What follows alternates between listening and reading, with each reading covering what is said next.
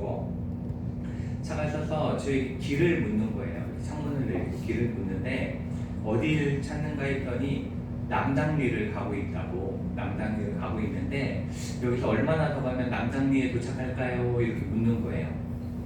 근데 그분이 이제 차가 이렇게 들어온 방향이 남당리를 향해 가는 쪽이 아니라 천안을 향해 이렇게 가다가 저에게 이렇게 물어보신 겁니다. 그래서 이쪽으로 가면 천안인데 왜 이쪽으로 가면서 남당리를 물으십니까? 이렇게 물어봤더니 내비게이션에 남당리를 쳤는데 찍고 가는데 이쪽으로 안내를 해주더라라는 겁니다.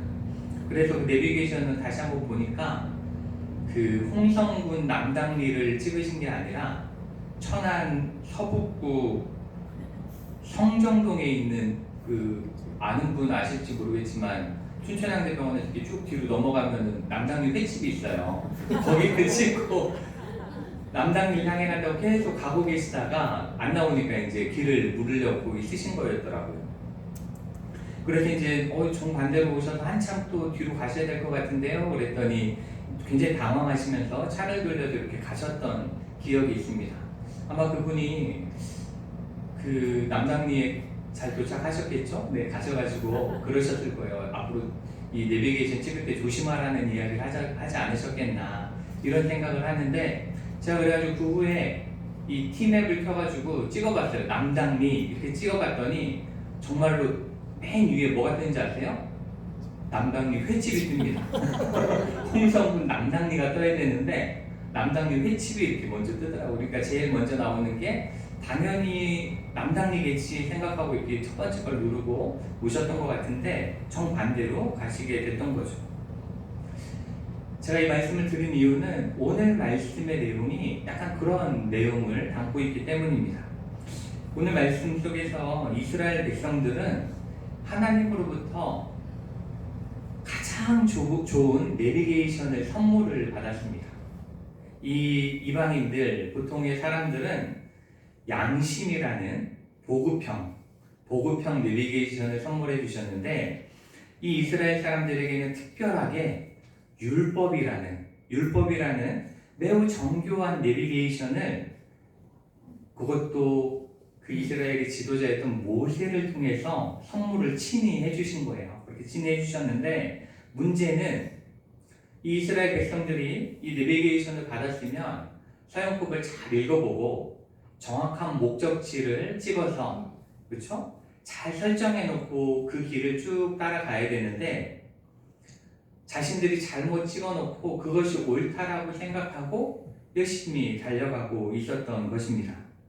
그런데 그 중에서도 그 잘못된 목적지를 향해서 그게 잘못된지 모르고 가장 열심히 달려가던 한 사람이 있었습니다. 그 사람이 바울이었는데 이 바울은 오로지 율법을 행함으로 받게 되는 구원이라는 그러한 목적지를 두고 이곳이 가장 정확한 곳이야, 여기가 우리가 가야 할 그 목적지야 라고 생각을 하고 있었습니다. 왜냐하면 조상 때부터 모든 사람들이 그 목적지를 설정해 놓고 달려갔었기 때문에 그렇고, 그리고 또한 그곳이 가장 정확한, 그곳이 맞는 곳이다라고 배우면서 자랐기 때문에 그렇습니다. 특히나 바울에게 이 내비게이션의 사용법을 알려준 사람이 어떠한 사람이냐면 그 당시에 이 율법에 대해서 가장 잘 아는 가말리엘이라는 그 스승을 통해서 이걸 배웠기 때문에 의심할 이유가 없었어요. 왜냐하면 자기에게 그 목적지 설정법을 알려준 사람이 그것을 가장 잘 사용한다고 이야기했던 최고 전문가였기 때문에 그렇습니다. 그래서 이렇게 열심히 그 길을 향해 달려가고 있는데 갑자기 누군가가 앞에서 달려가는 그 길을 막고 세웠습니다. 그분이 바로 예수님이죠. 예수님이 막으셨는데 이 예수님은 내비게이션에 대한 전문가였을 정도, 이 전문가 정도가 아니라 내비게이션을 만드신 분이죠. 그렇죠? 직접 제작하신 분이기 때문에 이 제작자이신 예수님께서 바울에게 나타나셔가지고 다시 한번 이야기해 주는 겁니다. 바른 길을 정확하게 가기 위해서는 목적지를 잘 설정해야 돼. 그리고 그 목적지를 잘 정하고 그 길을 가야 정확한 목적지에 도착할 수 있어. 이렇게 가르쳐 주시니까 그 이야기를 바울이 듣고 자신이 왔던 길을 돌아보니까 정반대로 왔던 거예요. 정반대로 왔던 거죠. 그러면서 자신이 지금까지 달려온 길이 얼마나 완전히 반대의 길인지 알게 된 그러한 바울은 지금 자신과 같은 방향을 설정해 놓고 그 목적지를 설정해 놓고 열심히 달려오고 있는 자신의 동족 이스라엘 백성들이 너무나 안타깝게 생각이 되어진 거죠. 그게 완전히 잘못됐는데 열심히 가고 있으니까 안타깝게 생각했습니다. 그래서 그 달려오는 사람들을 세우고 돌려보내기 위해서 계속 노력하고 또 말씀을 전하고 이러한 노력들을 했던 것입니다. 그 오징어 게임이라고 아세요? 오징어 게임이라는 굉장히 유명한 드라마가 있잖아요. 거기서 가장 유명한 대사가 있는데 그게 뭐냐면 제발 그만해 이러다가 다 죽어 이 이야기인데 그런 것처럼 우리 다 죽어 이 길로 가면 다 죽어 이렇게 지금 그 바울이 외치고 있는 거예요. 이스라엘 백성들을 향해서 외치고 있습니다. 그렇다면 오늘 말씀 속에서 이 잘못된 길을 향해 열심히 가고 있는 유대인들을 향해서 바울이 도대체 어떠한 말씀을 통해서 무엇이 잘못된 방향을 설정한 것인지 그리고 바른 방향은 어디로 가는 것이라고 이야기하고 있는지를 오늘 말씀을 함께 읽으며 함께 나눠보도록 하겠습니다. 우리 오늘 말씀 1절부터 3절까지의 말씀을 함께 한번 읽어보도록 하겠습니다. 형제들아 내 마음에 원하는 바와 하나님께 구하는 바는 이스라엘을 위함이니 곧 그들로 구원을 받게 함이라. 내가 증언하노니 그들이 하나님께 열심히 있으나 올바른 지식을 따른 것이 아니니라. 하나님의 의를 모르고 자기의 의를 세우려고 힘써 하나님의 의에 복종하지 아니하였느니라. 아멘. 읽으시면 올바른 지식을 따르지 않았다. 하나님의 의를 몰랐다. 그리고 하나님의 의에 복종하지 않았다. 이렇게 말씀하고 있습니다. 지금 이 말씀 속에서 사도 바울은 자신이 간절히 바라고 하나님께 기도하고 있는 것은 이스라엘을 위한 것이다. 이렇게 이야기하고 있는 거죠. 그리고 그들이 삶의 방향을 이제는 돌이켜서 올바른 구원의 길을 가기를 원한다. 이렇게 말씀을 하고 있습니다. 그러면서 이스라엘 백성들이 이 말씀대로 살려고 열심히 노력하고 있는 건 알아요. 그렇죠? 열심히 노력하고 있다는 건 알고 있다는 겁니다.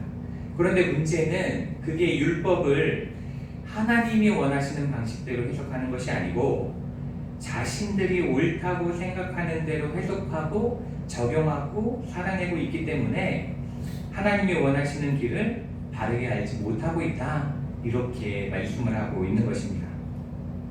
바로 내비게이션이 안내하는 대로 아무리 열심히 달려도 목적지를 잘못 입력하고 그리고 달리면 그 결과는 구원이라는 바른 목적지에 도착할 수 없다는 것이고 도리어 그렇게 열심히 살아간 결과가 멸망으로 가는 것일 수 있다. 이렇게 이야기하고 있는 거죠. 남당리에 가기 위해서 남당리라고 아무리 쳐도 거기서 잘못된 목적지를 누르면 정반대로 향할 수 있는 것처럼 율법이라는 하나님의 최고의 선물을 가지고도 그것을 잘못 이해하고 적용하면 하나님께 더 가까이 가는 것이 아니라 점점 더 멀어져 가게 되는 최악의 결과를 맞게 될 수 있다는 것을 말씀하고 있습니다. 4절 말씀 우리가 함께 한번 읽어보도록 하겠습니다. 4절입니다. 그리스도는 모든 믿는 자에게 의를 이루기 위하여 율법의 마침이 되시니라. 아멘. 여기서 이 말씀이 어떤 의미냐면 예수 그리스도가 율법의 최종 목표다라고 이야기하는 겁니다. 마침이라는 말은 최종 목표다 이렇게 말씀하고 있는데 이것을 조금 쉽게 이야기하는 구절이 있는데 갈라디아서 3장 24절인데 찾지 마시고 제가 한번 읽어드리겠습니다.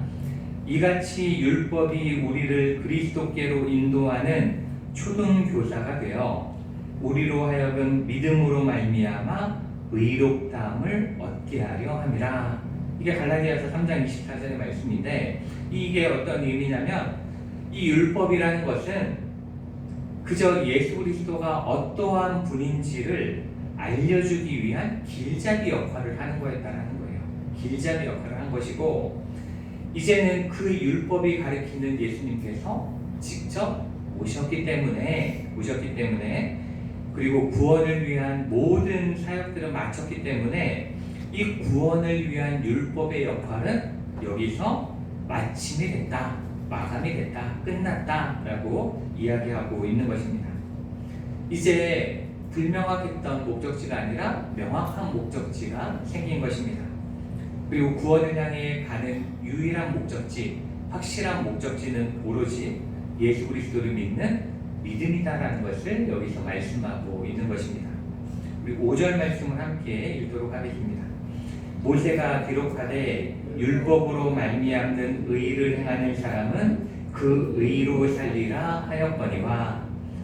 네, 이 말씀은 레위기의 말씀을 가지고 온 거예요. 레위기 18장 5절의 말씀을 그대로 인용한 건데 우리가 이 말씀을 언뜻 보면 자 보세요. 보시면 율법으로 말미암는 의를 행하는 사람은 그 의로 살리라, 살 수 있다 이렇게 이야기하는 것 같죠. 의로 살리라 이렇게 말씀하고 있다는 말이죠. 그러니까 율법을 열심히 행해서도 구원을 얻을 수 있는 것처럼 보여집니다. 그렇죠? 이 문장만 딱 보면 그렇게 보여지지만 우리가 생각해 봐야 되는 건 뭐냐면 여러분 중에 나는 자신 있게 율법을 100% 행할 자신이 있다. 나는 단 하나도 어기지 않고 완벽하게 율법대로 살 수 있다. 이렇게 말씀하실 수 있는 분이 누가 있으시겠습니까? 가능하시겠어요? 한번 생각해 보시면 난 율법 100% 다 지킬 수 있어. 전혀 흠없이 살 수 있어. 이렇게 말씀하실 수 있는 분이 단 한 분도 안 계실 것입니다. 그렇기 때문에 이 말씀이 의미하는 바는 율법을 통해서 하나님 앞에서 나 이렇게 의롭게 잘 살아왔어요. 하나도 어기지 않고 살았어요. 라고 자랑할 수 있는 사람은 단 한 명도 없다. 이렇게 말씀을 하시는 겁니다. 그렇기 때문에 이 말씀은 누구도 율법을 행함으로 하나님 앞에서 의롭다 영임을 받을 자는 없다. 역설적으로 말씀하고 있는 거죠.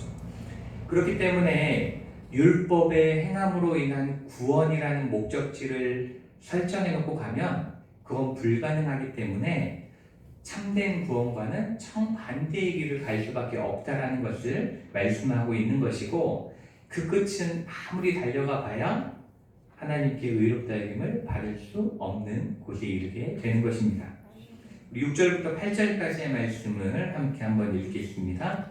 믿음으로 말미암는 의인은 이같이 말하되 내 마음에 누가 하늘에 올라가겠느냐 하지 말라 하니 올라가겠느냐 함은 그리스도를 모셔 내리려는 것이요 혹은 누가 무정행에 내려가겠느냐 하지 말라 하니 내려가겠느냐 함은 그리스도를 죽은 자 가운데서 모셔 올리려는 것이라.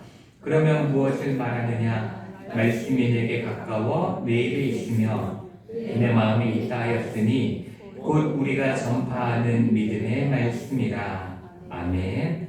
네, 이 말씀은 신명기 30장 12절부터 14절까지의 말씀을 인용을 한 건데 보시면 좀 어려워요. 그쵸? 좀 어렵게 쓰여져 있기 때문에 제가 조금 쉽게, 아주 쉽게 쓰여져 있는 말씀으로 다시 한번 똑같은 말씀을 읽어드리겠습니다. 그러나 우리 안에 바른 삶을 형성시켜 주시는 하나님을 신뢰하는 것은 전혀 다른 이야기입니다. 여기서는 메시아를 모셔오겠다고 위험천만하게 하늘까지 올라갈 일도 없고 또 메시아를 구출하겠다고 위험천만하게 지옥까지 내려갈 일도 없습니다. 모세가 정확히 뭐라고 말했습니까? 구원하시는 말씀이 여기 있다. 너희 입속 혀처럼 가까이, 너의 가슴속 심장처럼 가까이 있다. 이렇게 말씀했다라고 되어져 있습니다. 우리가 5절 말씀에서 그 어떤 사람도 완전하게 율법을 지킬 수 없기 때문에 율법으로 의롭게 되는 것은 불가능하다라고 선언하는 사도 바울의 말씀을 나눴습니다. 그런데 오늘 말씀에서는 그리스도를 믿음으로 의롭게 되는 것은 전혀 다르다라는 것을 바울이 이 6절부터 8절까지 말씀하고 있는 것입니다. 우리가 굳이 하늘로 올라가서 그리스도를 모시고 내려오려고 노력하지 않아도, 지옥에 가서 예수 그리스도를 탈주시키려고 노력하지 않아도 예수님께서는 이 땅에 이미 오셨죠. 그렇죠? 이미 오셨고 십자가에 달려 죽으셨고 부활하여 다시 살아나셨고 성령으로 지금 우리와 함께 하시기 때문에 우리에게 필요한 것은 예수님을 하늘에서 끌어내리려는 노력, 땅에서 지옥에서부터 끌어올리려는 노력이 아니라 그 예수님이 하신 일들을 온전히 믿는 그 믿음만 필요하다라고 말씀하고 있는 것입니다. 9절과 10절 말씀을 우리가 함께 한번 읽도록 하겠습니다.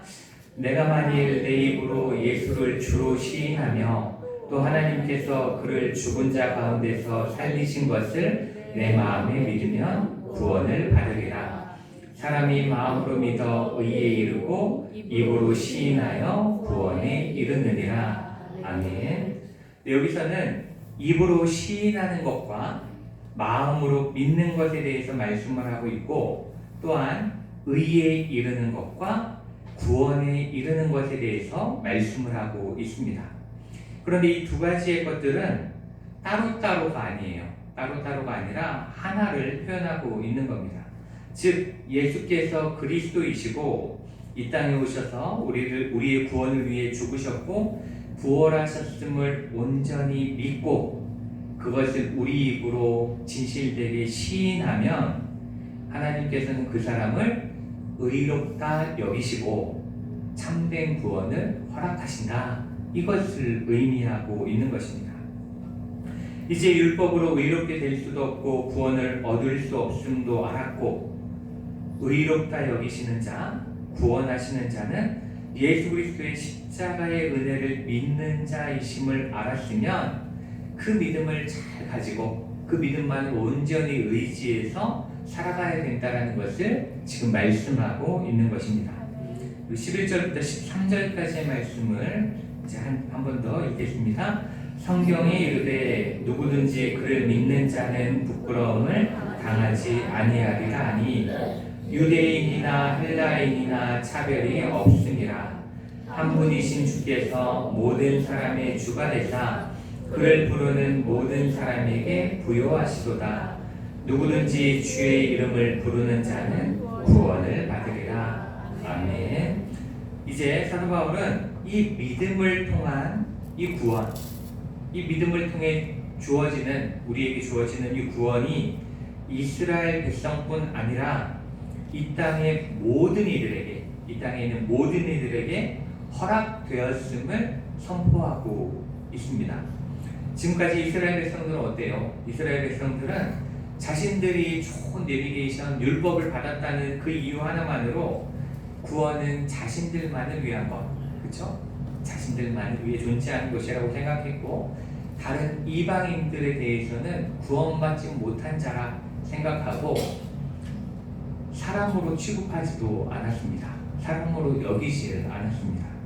또한 자신들을 더 높이고 싶어 했어요. 자신들을 더 위로 높이고 싶어 해가지고 율법을 점점 더 지키기 어렵게 만들기까지 했던 거죠.